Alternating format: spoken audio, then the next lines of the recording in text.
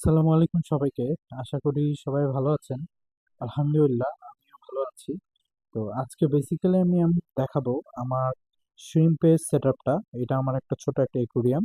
এই একুরিয়ামের মধ্যে আমি ৬টা ছোট ছোট শ্রিম্প এনে ছেড়েছিলাম। আলহামদুলিল্লাহ প্রায় ১ মাসের মধ্যে এখানে প্রায় ১০০টার মতো শ্রিম্প হয়ে গেছে আরকি বাচ্চা দিয়ে। তা আমি একটু দেখানোর চেষ্টা করব।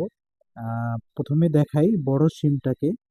ওই যে ওখানে যেটা দেখা যাচ্ছে লাল কালার, এটা হচ্ছে বড় সাইজের শিম। এটা হচ্ছে বাবা বাবা বা কিংবা মা হতে পারে আর কি। তো একটু বাচ্চা শিমগুলোকে যদি দেখাই, এই যে দেখেন পাথরের উপর একটু ছোট সাইজের। আর এখানে যে মাছটা দেখতে পারতেছেন, এটা আমার কাপ্পি মাছে ২টা বাচ্চা দিছিল। এই ২টা বাচ্চা আমি এটার মধ্যে ছেড়ে রাখছি। তো এই দেখেন এখানে ছোট ছোট মাছ দেখা যাচ্ছে। আমি একটু ঘুরে ঘুরে আর একটু দেখানোর চেষ্টা করব। এই সাইড থেকে যদি দেখি, এই সাইড থেকে এখানেও পাথরের উপর দেখা যাবে, দেখেন শ্রিম্পের বেবি। এগুলো একটু সাইজ ছোট বাচ্চাগুলা। তারপর ওই গাছের মধ্যে অনেক আছে।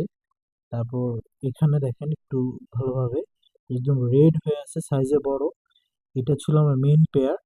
তারপর ওই যে ওখানে দেখেন, আহ তারপর এখানেও দেখা যাচ্ছে শিম। ওরা হচ্ছে বেসিক্যালি এখানে বিভিন্ন প্রজাতির গাছ আছে। এই গাছ থেকে ওরা খাবার সংগ্রহ করে খায়।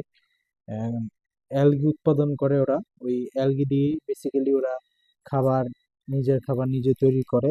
এখানেও একটা আছে আপনার বাবা শিম। এখানে আরো কিছু আছে দেখেন। অনেক, আলহামদুলিল্লাহ অনেকগুলা হয়েছে বাচ্চা এবার। অনেকগুলা বাচ্চা দিয়েছে। ৬ পিস থেকে মনে হচ্ছে প্রায় ১০০ প্লাস হয়ে যাবে আর কি, মানে ১ মাসের মধ্যে। এই ধরনের শিমগুলা সাধারণত এতটুক সাইজেরই হয়ে থাকে, এর বেশি বড় হয় না। এতটুক সাইজেরই হয়ে থাকে। তো এগুলোতে অনেক লাভ, মানে মানুষ অনেক লাভবান হতে পারে এই শিমগুলা পালন করে। কারণ মাত্র ৬টা আনছিলাম আমি।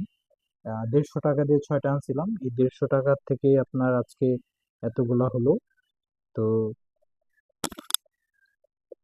পাথর দিয়েছি আর অক্সিজেনের একটা ব্যবস্থা করে দিয়েছি। এটা করলে পানিটা সবসময় পরিষ্কার থাকে, বেশি একটা যত্ন নিতে হয় না।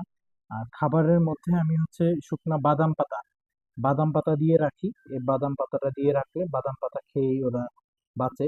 একটা বাদাম পাতা দিলে ১ মাস চলে যায়, কোনো খাবার দাবার কিছু দেওয়া লাগে না। মাঝে মাঝে আমি শুধু লাইটটা দেই।